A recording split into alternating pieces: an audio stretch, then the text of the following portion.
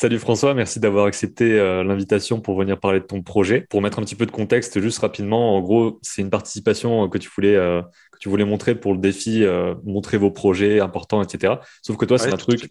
gigantesque, ce qui est un projet de jeu sur plusieurs années et tout ça. Je me dis que ça pouvait valoir le coup d'en parler directement en vidéo comme ça. Donc merci d'être là pour présenter ça. Bonjour Benjamin et merci de m'avoir proposé de faire cette vidéo. C'est vrai que c'est un gros projet, ça fait déjà 3 ans qu'on est dessus. Il y a beaucoup de choses à dire et j'ai trouvé intéressant la vidéo que tu faisais pour permettre aux gens de proposer et de montrer leur projet. Et du coup, j'ai vu que tu avais parlé de jeux vidéo. Je me suis dit, ah tiens, c'est peut-être l'occasion de lui montrer quelque chose et de lui en parler. Et voilà, donc bah, merci en tout cas de m'avoir proposé de faire ça. Le jeu que tu développes avec ton équipe, qui s'appelle Runner Party, c'est un jeu de plateforme très axé sur sur la vitesse, en gros, un jeu multijoueur. De ce que je comprends, il y a aussi ce côté, si tu vas pas assez vite, tu sors de l'écran vu que c'est multijoueur et à ce moment-là, t'es jarté du jeu, je crois que c'est ça, en gros. Exactement. Exactement. En fait, le jeu, donc ça peut jouer de 2 à 4 joueurs. En fait, la caméra suit le premier joueur et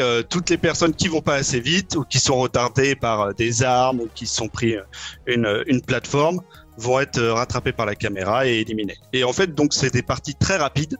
Donc Ouais. déjà, ça se joue vite et en plus, bah, ça se termine vite. C'est quand même des parties rapides. On recommence rapidement parce qu'en fait, ça se joue sur un seul et même écran. Donc voilà, on peut se passer la manette et ça se joue vite et voilà. J'imagine qu'il y a le côté apprendre presque à quoi ressemble tel ou tel niveau, parce que j'imagine que toi, tu as dû créer plein de mondes différents. Donc en fait, lorsque je réalise ce qu'on appelle un level design, donc je vais créer un monde, d'abord sur papier, en dessin. Après, on va essayer de le mettre en place sur notre logiciel qui s'appelle Unity, qui est un logiciel donc pour créer des jeux vidéo. Et donc une fois qu'on a mis en place les plateformes, donc là au départ c'est vraiment très basique, on est avec des rectangles noirs, des choses très très simples, et on se met avec donc Hugo, Joris, et on se met à jouer, donc ils sont mes collaborateurs, avec qui voilà, on va tester le niveau, on va rectifier un peu les plateformes, les hauteurs pour que les sauces fassent bien.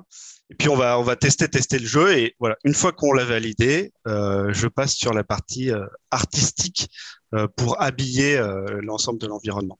Ça veut dire que, alors tu m'as dit tout à l'heure que le développeur est arrivé après sur le projet. À quel moment il est Oui. arrivé? Est-ce que vous aviez déjà une sorte de dossier graphique qui était fait, qui a permis de lui dire, voilà, ce sera ça? Ouais. Ou est-ce qu'il est arrivé Oui. plus tôt que ça? Non, non, il est arrivé au cours du projet. En fait, euh, avec Joris, on a développé plusieurs projets et voilà. En fait, on a essayé beaucoup de projets. Donc au départ, en fait, moi, je travaillais aussi avec mon père, qui était Mhm. développeur, qui m'a proposé de me lancer dans le jeu vidéo. Et du coup, on a développé plusieurs projets et on a essayé avec Joris de déterminer sur quel projet, enfin parce qu'on a vu que puisqu'on n'est pas très nombreux, il était important qu'on arrive à développer un projet qui soit à la mesure de nos Ouais. moyens voilà, des personnes qui travaillent dessus et financiers. Et du coup, voilà, on est parti sur un projet qui nous semblait atteignable, qui était à la fois rapide à faire. On ne faisait pas de 3D, moi je fais pas de 3D, donc je fais que du dessin. Donc c'est pour ça qu'on a choisi de partir sur un univers entièrement fait en 2D. En fait, donc on a commencé à travailler sur ce projet-là il y a 3 ans. Au départ, le jeu ne ressemblait pas du tout à ce qu'il est maintenant. C'est-à-dire qu'on était sur des animaux. C'était une course avec des animaux et les décors étaient différents. En fait, l'univers du jeu a vraiment évolué. Donc à ce moment-là, on avait besoin d'un développeur parce que Hugo n'était pas encore là. Et on a fait appel à un studio de développement pour réaliser le moteur de notre jeu. Donc Ok. voilà. Donc en fait, au départ, on avait ça, on avait ces animaux là j'avais fait un seul décor qui était assez long et on avait développé ce jeu-là et avec le moteur que nous avaient fait les développeurs. Et voilà, Hugo, lui, est arrivé à ce moment-là dans le projet. Donc il y avait déjà une base de moteur qui était faite. Donc ça l'a rassuré lui aussi parce qu'arriver dans un projet qui est déjà avancé à un stade où voilà, on pouvait manette en main jouer. C'était déjà, ça faisait quand même une partie du travail à faire en moins. Mhm. Donc, il est arrivé à ce moment-là Et c'était un moment important pour nous et assez crucial parce que c'est le moment où les graphismes, enfin l'idée même du projet a évolué et a changé. C'est-à-dire qu'on était sur des animaux, mais en fait on n'avait pas vraiment de thème particulier. Ouais. C'est-à-dire que on avait ce jeu et en fait on avait du mal à lui donner une identité en fait. Et c'est pour ça qu'on a réfléchi au projet. On s'est dit, il nous faut une véritable identité sur le projet. Et là, on a eu l'idée de ce qui nous passionnait, c'est-à-dire nous, on a découvert les jeux vidéo dans les années 80, donc 80-90. Donc, on s'est dit, on va retourner à la source de tout ça. Et donc, dans les salles d'arcade dans lesquelles on allait quand on était jeune, tout a découlé beaucoup plus facilement. Ouais. On a réussi à vraiment trouver une identité au projet. Moi, par exemple, je m'occupais de faire le logo aussi parce que je suis le seul illustrateur, donc je fais tout ce Ouais. qui est visuel. Et du coup, par exemple, j'ai essayé de faire je ne sais combien de logos sur l'ancienne version de notre projet. Et j'arrivais pas à sortir le logo. Et dès qu'on a trouvé le nouveau thème et que on avait une vraie identité pour notre projet, là, ça y est, j'ai tout de suite trouvé le logo.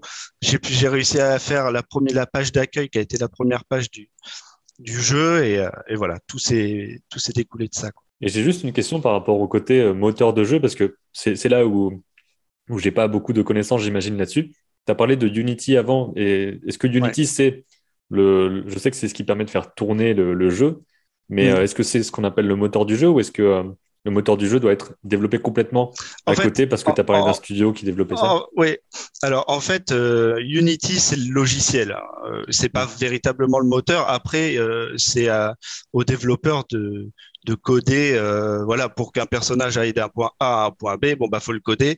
Et du coup, Oui, c'est ça qui va être véritablement le moteur du jeu. Ça va être ce que va développer le développeur. Alors, effectivement, on avait fait appel à une équipe externe, mais depuis, on a complètement tout refait, tout repris, ouais. et le moteur maintenant a complètement changé. Ok. Et par Voilà. rapport à ton parcours niveau du dessin, l'illustration et puis de l'animation aussi, parce que ça fait partie intégrante du jeu, déjà, Oui. est-ce que tu avais déjà une expérience d'animation avant? Est-ce que tu as fait des études là-dedans ou est-ce que tu avais déjà fait des choses ou est-ce que c'est le début de ton travail d'animation, ce projet-là? Alors, ouais, c'est le début enfin, Ouais, c'est pas tout à fait mon début parce que on avait commencé d'autres projets, donc j'avais déjà un peu fait un peu d'animation à ce moment-là.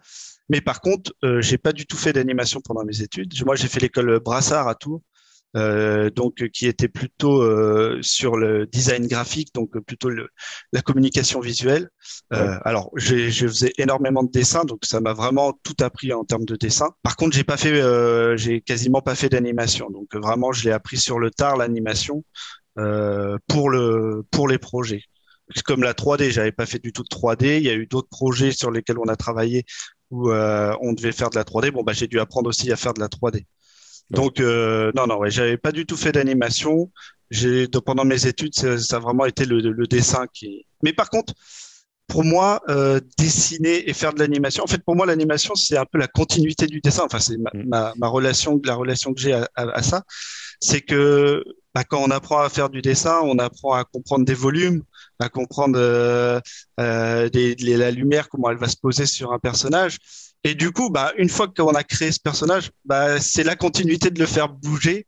Ouais. Et si on a compris le volume, pour moi, bon, c'est une suite logique d'apprendre à lui donner du mouvement parce que au final, ça va être juste le volume qui va être dans d'autres, qui va être voilà avec dans d'autres points de vue et donc pour moi, voilà. Alors si je dis pas, hein, j'ai pas encore le niveau de certaines personnes qui sortent même d'école et parce que voilà, je suis autodidacte, mais c'est quelque chose avec lequel j'ai une affinité, je pense.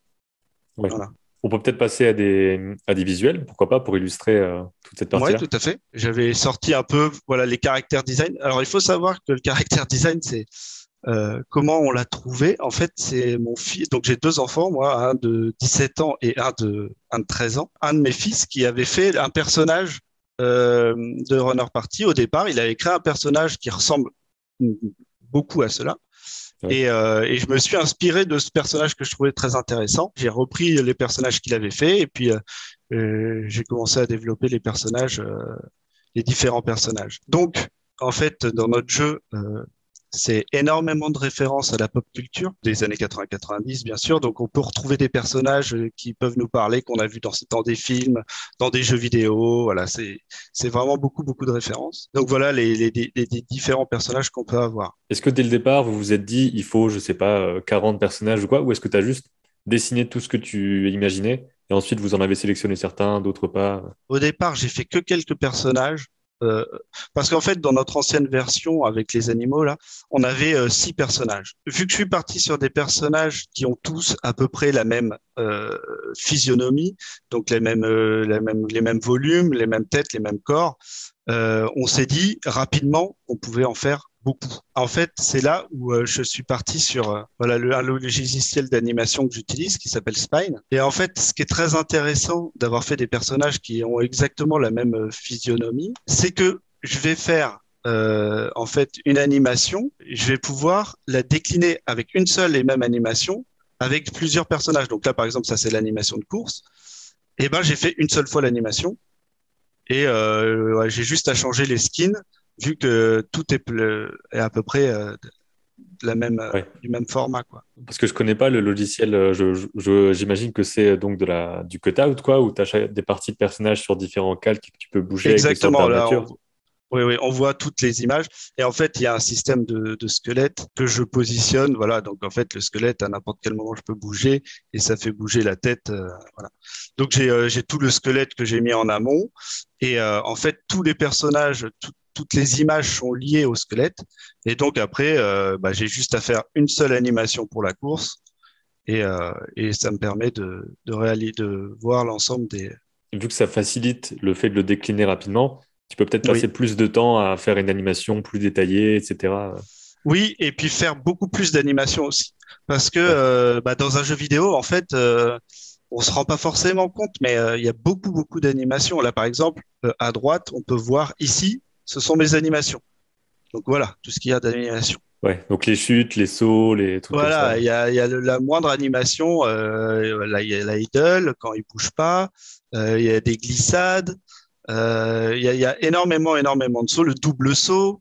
Alors là, ça fait un peu mal à la tête, mais voilà, dans le jeu, bah, voilà, il y a le ski. Alors ça, c'est quelque chose qu'on n'a pas encore mis en place. Donc voilà, ça permet surtout de faire beaucoup, beaucoup d'animations et effectivement de pouvoir quand même les travailler un peu plus parce que c'est sûr que si j'avais fait de l'animation en image par image, bon bah, j'aurais pas pu faire beaucoup de personnages et j'aurais pas pu faire autant d'animations. Ce que j'allais dire, le jeu vidéo demande une fluidité plus élevée souvent qu'une animation. Et puis surtout, bah, en image par image, si par exemple une course, j'ai besoin de 30 images, si à chaque fois je dois mettre 30 sprites dans le projet, bah, à la fin, le projet il va être lourd, donc ça va pas aller. Donc ça, c'est vrai que là, lorsque j'exporte de Spine, j'ai un fichier JSON, une seule image où il y a toutes mes images qui sont dedans, et puis un fichier texte, quoi. Donc c'est très, Ouais. très léger. Là, tu travailles en vectoriel ou ça reste quand même du pixel? Non, c'est principalement du pixel. Je l'ai fait sur tablette, sur iPad avec Procreate, Ouais. principalement, quoi. Après, parfois, je reviens sur l'ordi pour toucher sur Photoshop, mais ouais, principalement, c'est du pixel, hein. Ça, ce sont plutôt des personnages qu'on va retrouver dans les mondes, qui vont venir habiller un peu les environnements. Dans notre jeu, le menu de jeu se passe dans une salle d'arcade.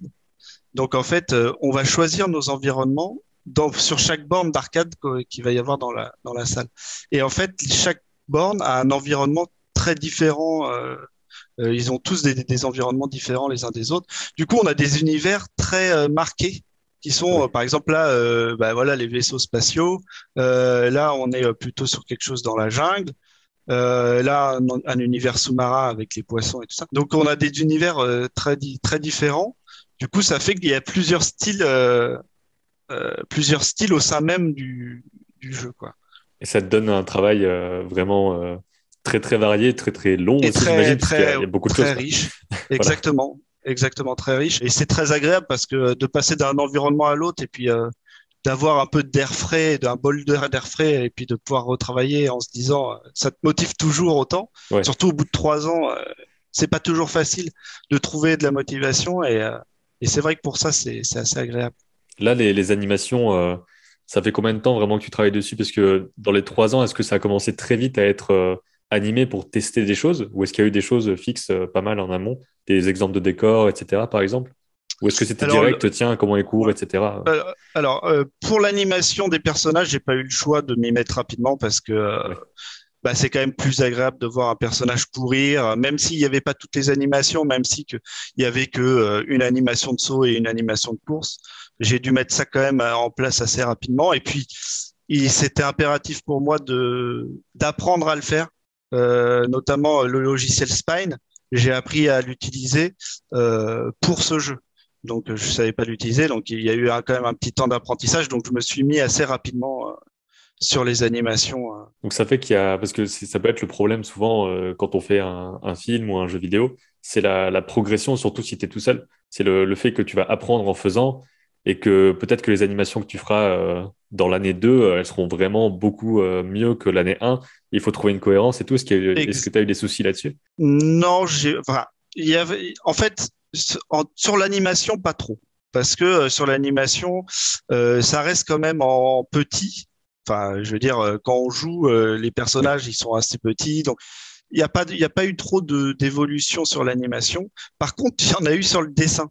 Par exemple, là, par exemple, je vais vous ouvrir hop, Unity. Donc, ça, c'est le logiciel sur lequel j'utilise. Donc, ça, c'est un environnement. Donc typiquement, cet environnement sur lequel je travaille en ce moment, bah, on m'a fait des remarques en me disant bon bah clairement c'est mieux que ce que tu faisais avant. Tu gères un peu mieux le dessin, enfin le positionnement des objets dans les décors et tout ça.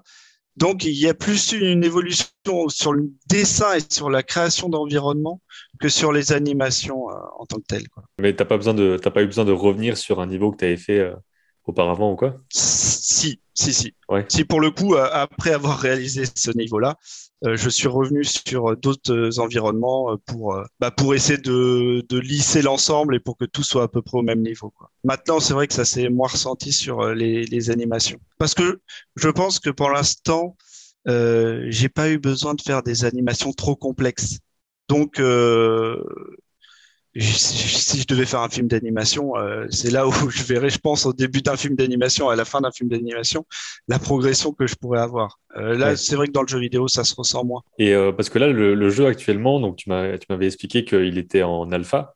Donc ça veut dire que, enfin, je sais pas à quel moment il va y avoir une alpha publique aussi, non? C'est pas ça?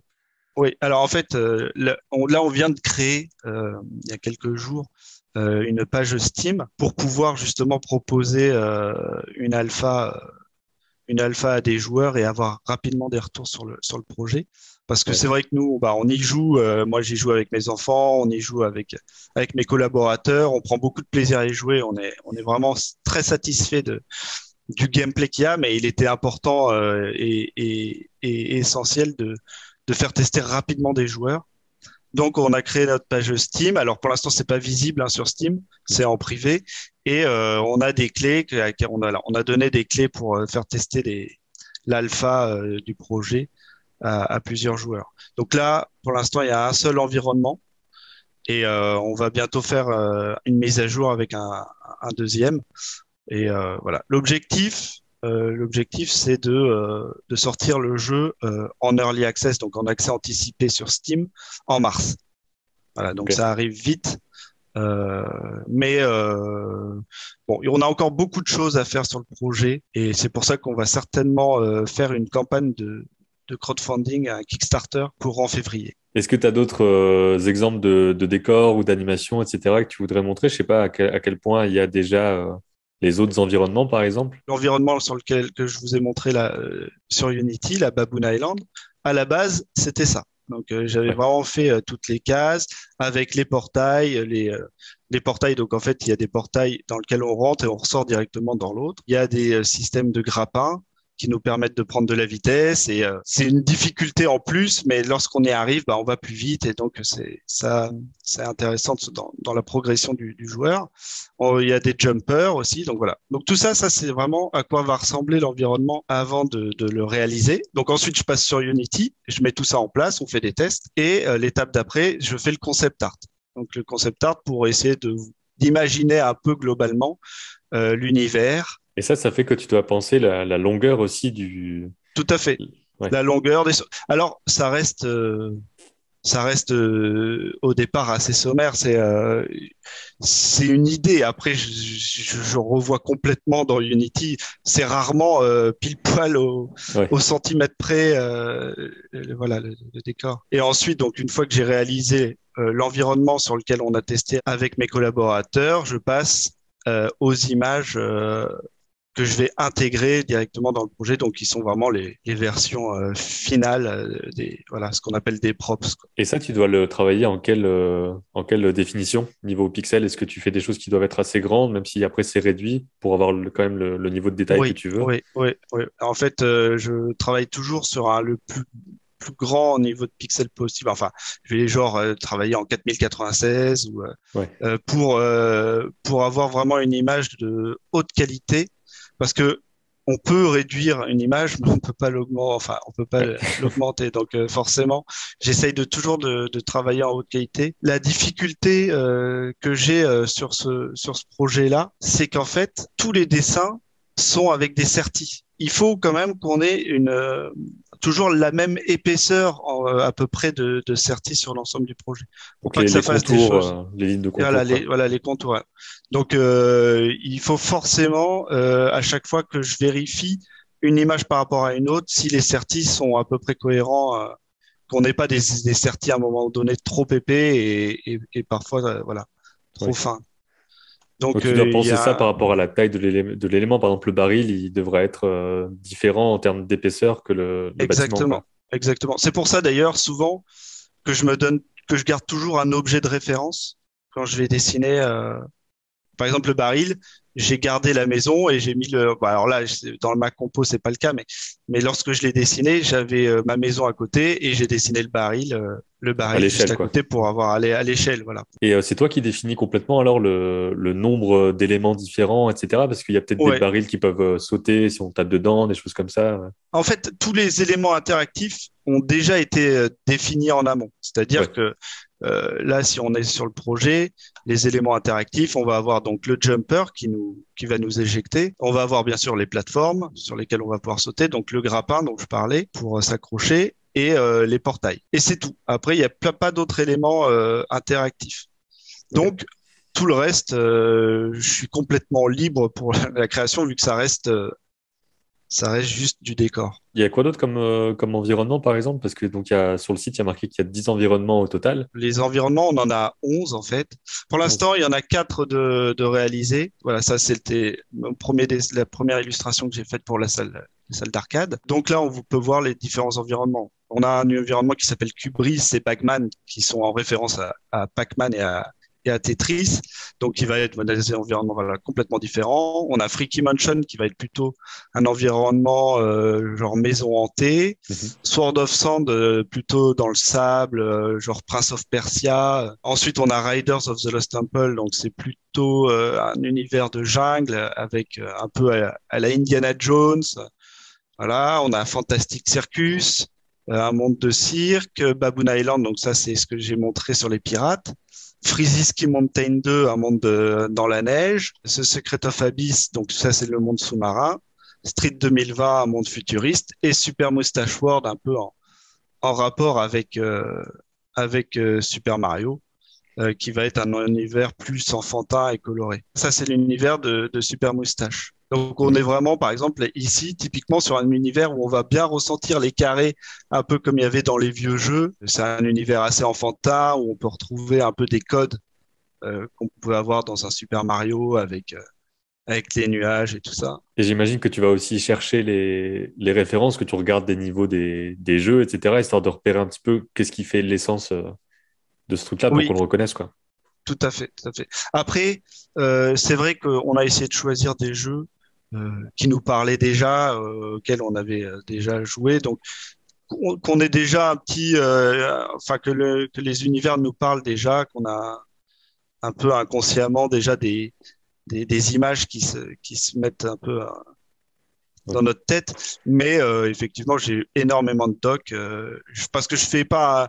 Par exemple, c'est une référence un peu à Super Mario, mais je pars pas que du Super Mario. Hein. On va chercher des références dans tout un tas de jeux. Et puis, je vais aussi faire des créations complètement originales. Donc, c'est un subtil mélange de différents projets. Oui, ça Mais on reste sait, de l'hommage, quoi, ouais. voilà, ça reste de l'hommage. Ça reste de l'hommage. Donc voilà, par exemple, Super Moustache, je vais montrer Freezy, donc Freezy Ski Mountain 2. Et c'est pour ça qu'on a vu une animation où il avait des skis, et t'as dit que c'était pas encore en place, mais en gros, il va y Voilà, avoir c'est des ça. accessoires sur les personnages, tout ça, quoi. Oui, oui, oui. En fait, là, la base du jeu, elle est simple. Hein. Bah, c'est la course. On n'a rien rajouté d'autre parce que bah, ça demande quand même des moyens encore. Ça fait déjà 3 ans qu'on est dessus. Il est temps aussi que notre projet soit un peu confronté. Donc, parce que on a toujours des nouvelles idées. Il y a plein de choses qu'on aimerait mettre en place qui sont pas encore mis en place, notamment des nouvelles armes. Là, j'avais mis ici des nouvelles armes qu'il n'y a pas encore actuellement pour ralentir le temps, par exemple le slow capacitor, ou la Pokésmoke qui va permettre de mettre une fumée pour que les autres joueurs en fait ne voient plus leur personnage et qu'ils soient un peu perturbés. Voilà, donc rétrécir ses adversaires.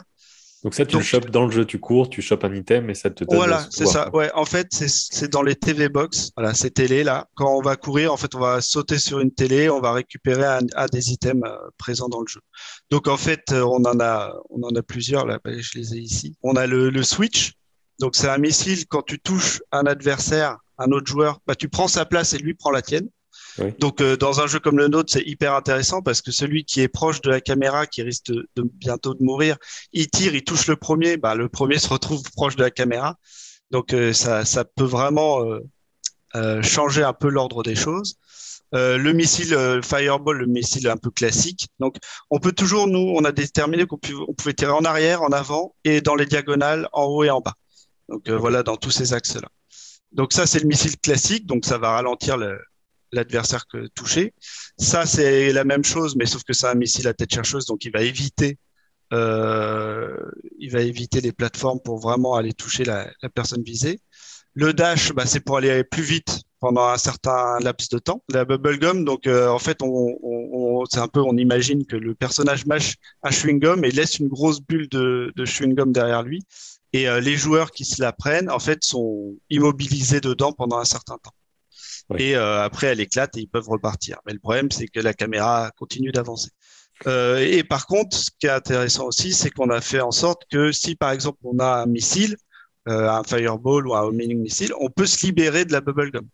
Alors, si on Oui. est dedans, on peut utiliser notre arme pour pouvoir se libérer. Comme ça, on reste un peu moins long. Ensuite, on a le boomerang qui permet, donc ça c'est une référence un peu à Zelda. Donc le boomerang, on va l'envoyer sur un adversaire et on va récupérer son arme. Ça va nous ramener son arme. Ou alors, on va l'envoyer directement sur une TV box et on va récupérer l'arme plus vite sans même avoir besoin d'aller dessus. Le ghost, alors ça c'est une mécanique qui est très intéressante dans le jeu. Il y a des murs fantômes qu'on peut traverser si on a cet item-là. Donc, ce qui permet de prendre des raccourcis alors que la personne qui ne l'a pas va devoir bah, escalader ou prendre Oui. un chemin plus long. Et le dernier, c'est la vulnérabilité. Donc, bah, voilà, ça nous protège des armes qui nous touchent. Et en plus, ça ralentit les joueurs qui viennent sur nous ou qu'on va toucher avec. Donc voilà, pour l'instant, on a ces armes-là. Et, voilà, on en a d'autres qui sont en création. Oui.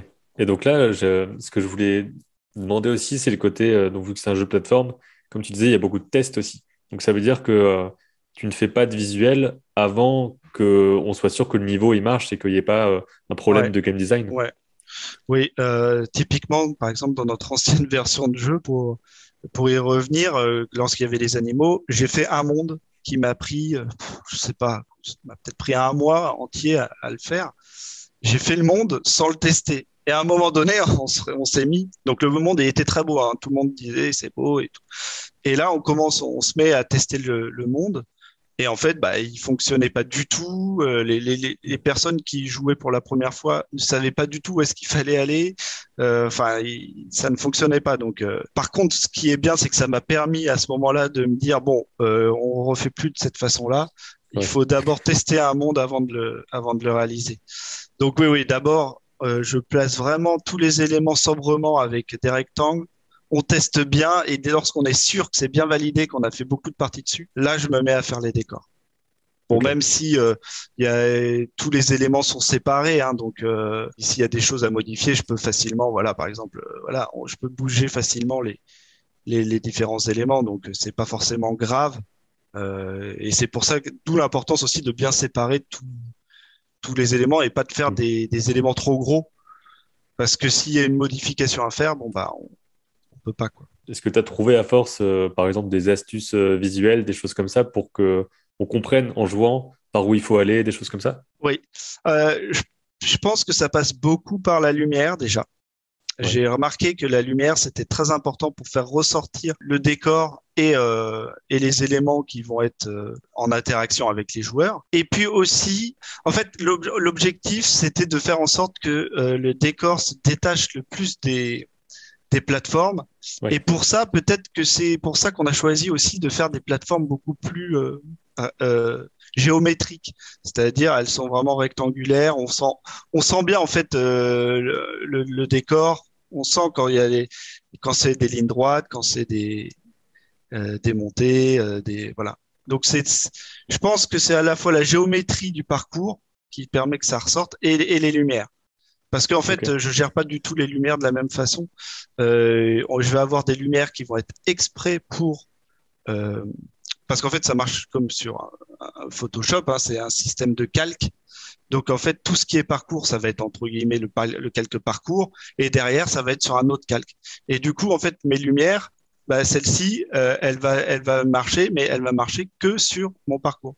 On voit là, ça interagit que sur le parcours. Du coup, ça me permet vraiment de mettre des ambiances de lumière différentes entre le fond et le parcours, et ça permet que ça se décroche bien. Ok. Donc ça, je pense que c'est vraiment ce qui fait qu'un environnement va être bien visible. Donc ça, c'est un truc que je connais assez peu, le côté lumière comme ça dans de la 2D. Ça doit être Mm. assez intéressant de pouvoir éclairer comme en 3D finalement. Donc ça veut dire que tu dois Oui, tout à penser tes fait. couleurs au départ en sachant que ça va être éclairé après, donc t'as pas forcément besoin de mettre tous les ombrages tout le temps, j'imagine. Bah, après, en fait, ça va peut-être plutôt être sur les couleurs que je vais pas trop faire de modifications. C'est-à-dire qu'en fait, je vais mettre quand même des ombres, forcément, mais des ombres Ouais. un peu neutres, c'est-à-dire comme si la lumière venait du dessus, et puis c'est tout. Je vais pas faire des ombres trop fortes. Et puis, au-delà de la lumière que ça amène aussi de la couleur. Donc, je vais pouvoir très bien, par exemple, sur Baboon, que j'avais montré tout à l'heure sur les pirates. C'est vraiment dans des teintes un peu violacées, roses et tout ça. Alors qu'à la base, mes éléments, ils sont pas du tout dans ces couleurs-là. Si on reprend mes props, Ils sont là, en on bois, voit que quoi. voilà, c'est couleur bois. Et je savais que ça allait être avec la lumière dans le projet que j'allais apporter vraiment l'ambiance colorimétrique. Et ça, tu le sais parce que tu as fait le concept art en amont avec la lumière, Tout quoi. à fait, tout à fait, tout à fait. Bah, en fait, je me fais un concept art pour me donner une idée un peu général de l'ambiance qu'il va y avoir. Et puis après, bien sûr, bah, c'est en faisant, en mettant des lumières, et puis je fais mes modifications au fur et à mesure. Ouais. Mais ouais, le concept art, c'est très important. Ça vient après avoir fait les éléments vraiment de jeu, de gameplay, une fois que le parcours il est bien. Mais par contre, voilà. D'abord, il faut absolument faire un concept art pour avoir une vision d'ensemble, parce que sinon, on y va à tâtons, on sait pas trop où on va. Et moi, au départ, bah, par exemple, pour cette image-là, à la base, c'était ça. On voit bien, on retrouve un peu le tunnel la grotte qu'il y a dans le projet. Même si tout n'est pas pareil, ça se rapproche quand même au final de l'ambiance que je voulais mettre. Même si, bon, là, sur l'image, c'est vrai que c'était un peu plus clair. Mais... C'est le but du concept art que je sais pas si tu fais plusieurs variations aussi, en imaginant, voilà, avec telle ambiance lumineuse, telle ambiance, histoire de voir ce qui Oui, serait le mieux. J'imagine que vous en oui. discutez. En fait, oui, on en discute. On essaye de se faire une idée sur sur quoi on veut partir. Et puis aussi, on regarde sur l'ensemble des environnements ce qu'on a. Parce que, par exemple, si on a déjà un monde qui se passe en pleine journée, voilà, où la lumière, c'est un ciel bleu et puis il y a des nuages, bon, on va essayer de varier et en fonction des environnements changer un peu la donne. Après, on a 11 bornes d'arcade, donc 11 environnements différents, mais il y aura plusieurs mondes par borne. Alors au départ, lors de la sortie, c'est pas le cas. Il y aura déjà un niveau par borne et c'est déjà pas mal. Ouais. Mais voilà. Après, on fera d'autres environnements. Donc je ferai d'autres environnements dans la neige. Et à ce moment-là, je pense que je partirai aussi sur d'autres ambiances colorimétriques pour que ça change avec à d'autres moments de la journée. Et donc, je referai des nouveaux concepts à ce moment-là, quoi. Au niveau du temps de choses qui restent à faire, est-ce que vous avez estimé un petit peu, voilà, parce que là tu me parlais d'une alpha en mars, et est-ce que vous savez à peu près quand est-ce que le jeu serait là? Parce que tu m'avais expliqué un petit peu que il serait sur différentes plateformes, consoles, etc. J'aimerais bien aussi faire une petite Oui, passe là-dessus après. ouais. Mais comment, niveau temps, comment est-ce que vous faites? Tu veux dire pour nous organiser un peu Ouais, c'est ça, vous vous dites il reste 6 mois pour le finir, enfin, comment est-ce que vous faites ça? oui, oui. Disons que déjà à trois, c'est pas forcément évident. Oui, c'est clair. On a beaucoup repoussé. Si ça a pris 3 ans, c'est parce que il y a eu beaucoup de remises en question. On se décide de se donner des objectifs qu'on n'arrivait pas forcément toujours à tenir. Donc ça repoussait à chaque fois un peu les dates. Jusqu'à un moment donné où on s'est dit bon, il faut qu'on se donne des objectifs clairs et que voilà, pour que qu'on se dise bon bah à telle date, nous notre premier objectif, c'était de présenter le projet à Nintendo, à Sony et à Microsoft pour pouvoir le sortir sur leur console, donc Nintendo Ouais. Switch, PS4, etc.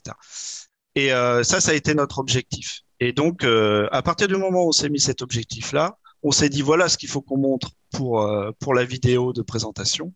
Donc, on s'est donné après un calendrier. On a essayé de tenir notre calendrier là-dessus. Et d'ailleurs, à partir de ce moment-là, on a réussi à tenir notre calendrier. On a pu présenter le projet à Nintendo, Microsoft et Sony. Et en plus, ils ont accepté qu'on puisse sortir notre projet sur leur console. Et Donc, comment ça marche ça d'ailleurs? Parce que est-ce que c'est, enfin, il y a un endroit spécifique où les contacter, il y a une sorte de critère de s'il y a une vidéo qui doit faire qui doit contenir telle information, des choses comme ça? ouais, en fait, c'est déjà automatisé. Il y a des sites dans lequel on va rentrer toutes les informations, donc la société, le jeu qu'on souhaite créer, et on montre. Il y a un endroit pour mettre, si on a une démo, pour leur donner une démo, montrer un trailer. Nous, on n'avait pas de démo à leur donner, mais on avait fait un trailer. J'avais réalisé un trailer, donc on leur a montré la vidéo. Mais c'est déjà des choses. Voilà, il y a des liens qui existent pour faire ça assez facilement. C'est pas forcément facile d'être accepté, mais c'est assez facile de leur présenter un projet. Ok, d'accord. Et ensuite, il y Voilà. a une étape, j'imagine que s'ils valident le projet, une entreprise ou une autre, de dire, OK, il nous intéresse, à ce moment-là, il y a une discussion plus avancée sur comment ça se passe, quoi. En fait, déjà, on signe un contrat avec eux pour de confidentialité. Et puis ensuite, en fait, ils nous laissent gérer après de notre côté notre projet. Ce qu'ils nous donnent, c'est les outils pour pouvoir Oui. développer sur leur console, des consoles de développement par exemple. Parce que pour tester notre jeu sur Switch, il nous faut une Nintendo Switch de développement pour pouvoir mettre le jeu dessus et le tester. Donc ils Ouais. nous donnent toute la documentation pour pouvoir réaliser le projet dessus et ils nous proposent les consoles de développement. OK. Mais Mais il n'y après, a il n'y a pas pas, d'autres. ouais, il y a Non, pas nécessairement une date butoir donnée ou des choses comme non, ça, quoi. non. Non, il n'y a pas de date butoir. Ils acceptent. Tout le monde n'a pas forcément les mêmes. Enfin, n'en est pas au même stade dans les projets qu'ils présentent. Donc OK. non, il y a pas de date butoir. Oui, je sais pas s'il y a d'autres choses par rapport au visuel que tu voulais peut-être montrer. Il y a quelque chose d'important dans le jeu vidéo qui est un peu différent. Bon, alors là, ça va pas fonctionner parce que je suis pas en version build, mais c'est ce qu'on appelle l'UI, l'interface utilisateur. Ouais. Donc, ça va être tous les éléments qui vont être visibles et qui vont être là pour apporter des informations aux joueurs, mais qui sont pas dans le jeu. Ça, c'est quand même assez important dans le jeu vidéo parce que c'est des informations qui vont être données aux joueurs pour qu'ils puissent comprendre ce qui se passe en fait dans le jeu. C'est-à-dire, par exemple, ici, à droite, on peut retrouver l'arme ou l'item qui va avoir récupéré. Donc ça, c'est important qu'il sache voilà quelle arme il a. Comment savoir que c'est son personnage qui a cette arme-là? Bah, il fallait mettre la tête de son personnage. Après, on s'est dit non, bah c'est pas suffisant. Les personnes n'arrivent pas forcément à se rendre compte de qui sont leurs personnages. Du coup, on a mis une couleur en fonction Mhm. de du player que c'est, player 1, player 2, player 3, player 4, qu'on remet sur le personnage en jeu pour qu'il y ait tout de suite le code couleur qui fasse le lien entre la carte et tout ça. En fait, c'est voilà, ça c'est quelque chose d'important dans le jeu vidéo auquel on pense pas forcément. Et en même temps, toute la difficulté de lui, c'est que ça doit à la fois se détacher du décor et en même temps bah, que ce soit cohérent et joli et que ça aille bien avec. Donc, c'est vraiment la difficulté de ça. Et voilà, par exemple, au milieu, là, on peut voir nos gains de manches, par exemple. Qu'une partie se déroule en 3 manches et à chaque fois, il y a le trophée à chaque fois qu'on gagne une manche. Ok. Donc ça, Donc ça, c'est des c'est trucs que voilà. tu as appris aussi sur le tas, parce que tu Ah ouais, es ça, un joueur, lui, donc tu connais ces trucs-là, mais tu te doutais pas à quel point il fallait être non. précis pour que tout soit clair et tout, quoi. Ah ouais. Non, non, ça, c'était vraiment quelque chose bah, moi, à la base, déjà, je voulais faire du film d'animation. Donc, le jeu vidéo, je m'y connaissais pas du tout. Je suis pas du tout de cet univers-là au départ, même si j'aime beaucoup jouer au jeu. Donc, non, tout ça, j'en avais aucune idée. D'ailleurs, c'est un stagiaire qu'on avait eu qui, lui, avait fait une école de plus liée aux jeux vidéo et qui nous avait dit l'importance de lui et que c'était voilà quelque chose sur lequel il fallait prendre du temps de réflexion pour que les joueurs puissent Ouais. bien comprendre le jeu. Et d'ailleurs, par rapport à l'alpha public, ce genre de choses-là, enfin, quel système il y a pour que les personnes puissent vous dire, ben voilà, il se passe ça, ça, ça, moi je pense que tel truc. Est-ce il y aura une interface, j'imagine, pour communiquer avec vous? Oui, alors ça va se passer directement sur Steam. Ok.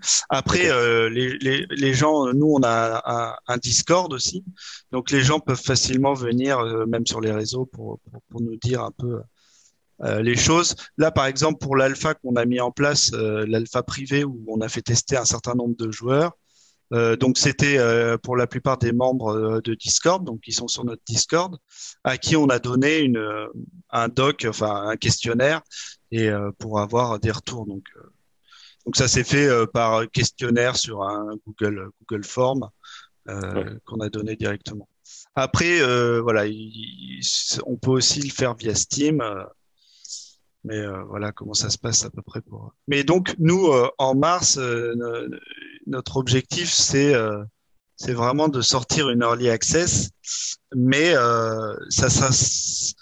je sais pas si ça sera une version bêta ou une version alpha. Hmm. On sera peut-être, on espère normalement que ça sera plus une version bêta quand même Ouais. pour l'early access. La version alpha, c'est actuellement, quoi. La version alpha, on a encore des choses à retoucher dessus. On essaye de faire la guerre au moindre bug. Donc, c'est pour ça qu'on fait tester beaucoup pour essayer de trouver le moindre problème et le régler. Et puis, bon, on a encore aussi tout le système de networking à mettre en place parce que, voilà, il y a aussi tout l'aspect multijoueur. Alors, on a choisi de faire un jeu multijoueur. Donc, ça aussi, son lot de difficultés. Et Donc c'est pas que notamment, en local, ça peut être aussi avec des gens ailleurs, c'est ça? exactement, exactement. On va même mettre un système de ligue, de matchmaking, donc de parties pour jouer avec des gens qui ont le même niveau que le nôtre. Donc, on va mettre tout ça en place et ça va demander des serveurs, donc ça a un coût. Ouais. Et c'est pour ça qu'on fait aussi une campagne de financement participatif parce qu'on a besoin d'argent pour pouvoir développer tout ça, quoi. Et Il d'ailleurs, reste encore d'autres choses.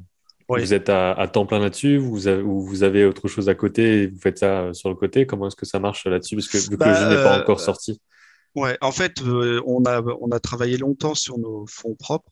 Donc, Ouais, on travaillait à côté. Mais là, maintenant, on est à temps plein dessus.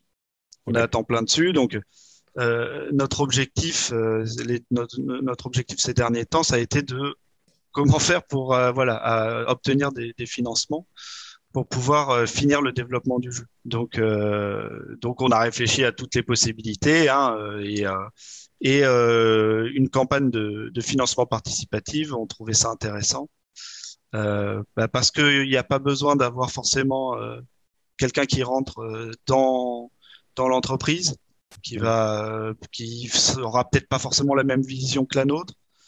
Voilà, c'est vraiment les joueurs qui sont intéressés par le projet, qui peuvent mettre de l'argent pour participer à la fin du développement. Ok. Puis sachant que ça permet aussi de créer une communauté, et c'est hyper important dans le jeu vidéo d'avoir une communauté pour pouvoir avoir des retours sur notre projet. Et donc ça, ce serait en février. Et ça sera en février. Pour l'instant, on ne sait pas encore la date, on va la donner bientôt, mais ça sera en février. Dans une autre vidéo que j'avais faite avec Alexandre, qui fait un jeu vidéo qui s'appelle Musical Story, aussi Oui, sur Steam, etc., il ouais. parlait du fait qu'il y avait alors je sais plus si c'était le mot diffuseur, mais Un éditeur, ouais. éditeur, voilà. Donc je sais pas si vous, vous Mm. passez par ça, est-ce que ça peut se faire sans ça? Ça avait l'air d'être un peu un pass aussi de vous êtes édité, donc vous avez un budget dédié, tu vois, des choses comme ça. Oui, oui. Bah, de toute façon, effectivement, ça a été une solution qu'on a envisagée, un éditeur, et ça aurait pu être intéressant pour nous. D'ailleurs, on a pitché le jeu avec un éditeur. Après, ça peut bien se passer avec un éditeur, mais en fait, un éditeur, bah, forcément, il va parfois, pas, je dis pas, pas à chaque fois, mais parfois, bah, l'éditeur nous qu'on avait rencontré, il nous avait dit, nous, le projet, on le récupère, on le démonte et on le remonte. Donc, pour eux, le projet, ils sont capables voilà, de nous orienter sur des choses qu'on ne souhaitait pas forcément. Hmm. Et on voulait garder un peu notre liberté par rapport à ça. Donc, on sait que si un éditeur vient dans la société sur le projet, bon, bah, c'est possible on doit faire des concessions qu'on n'avait pas forcément envie de faire. On est Ouais. plus prêt à faire des concessions pour les joueurs sur vraiment les retours des joueurs que pour un éditeur. Mais effectivement, c'est quelque chose qui se fait beaucoup dans le domaine du jeu vidéo. Les investisseurs, bah, ce sont les éditeurs et ils investissent à la fois financièrement et puis en termes de communication. C'est sûr que c'est une autre force de frappe et c'est toujours intéressant. Donc, Même si là, la plateforme Steam et ce genre de choses-là, j'imagine que c'est quand même, si le jeu plaît aux gens, il y a quand même un moyen de tremplin qui peut être oui, parce relativement que rapide si ça prend, tu vois.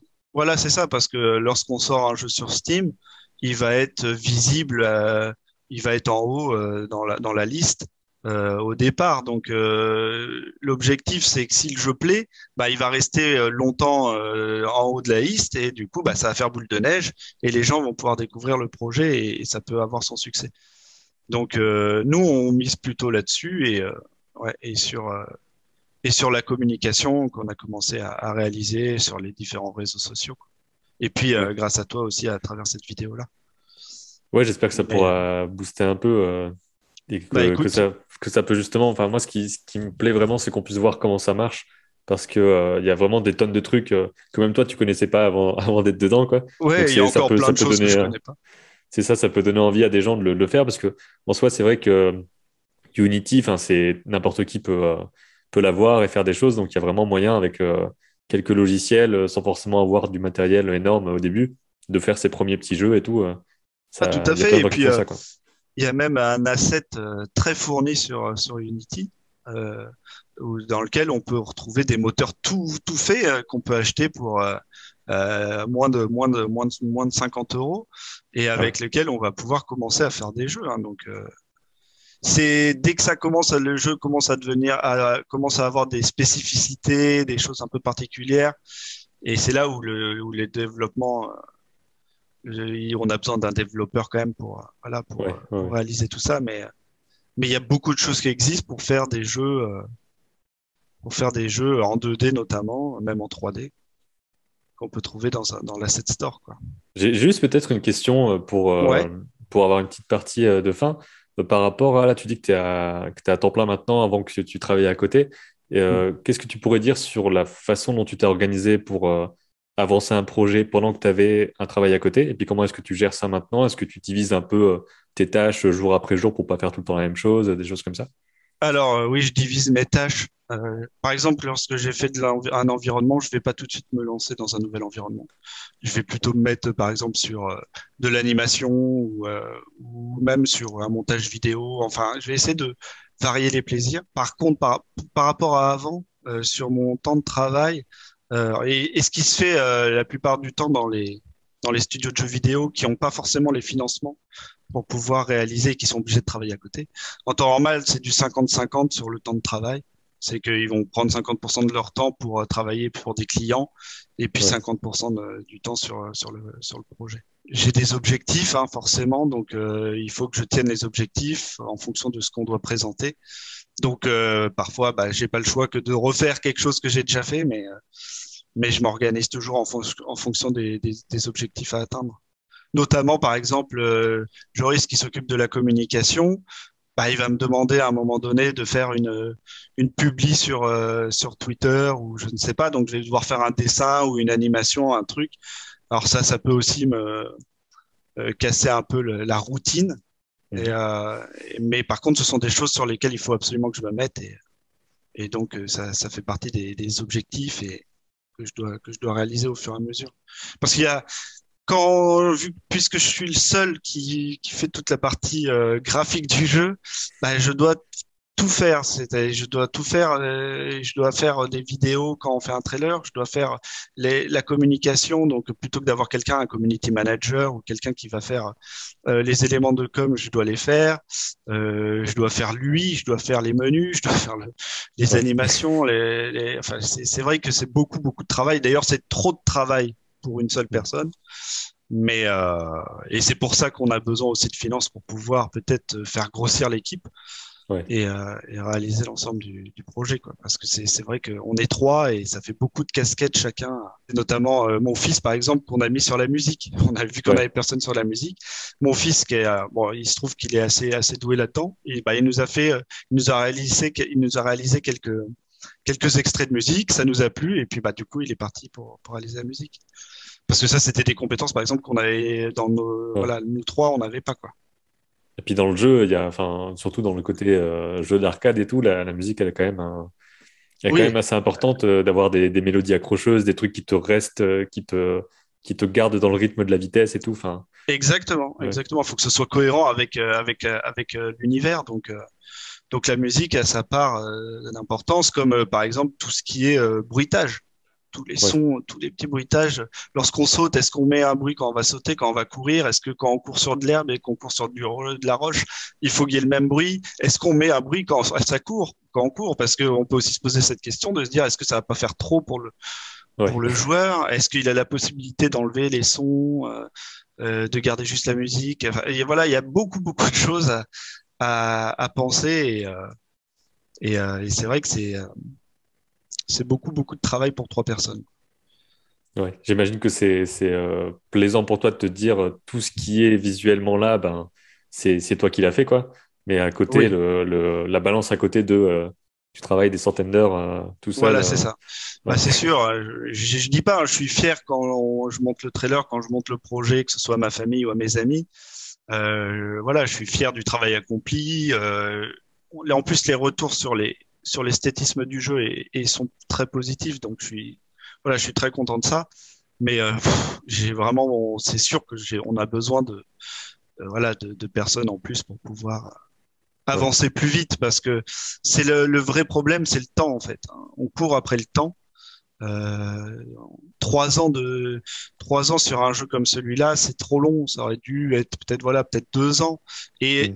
Mais 2 ans et en plus, ça aurait été fini et peut-être encore plus fourni que ce qu'il est actuellement. Ouais.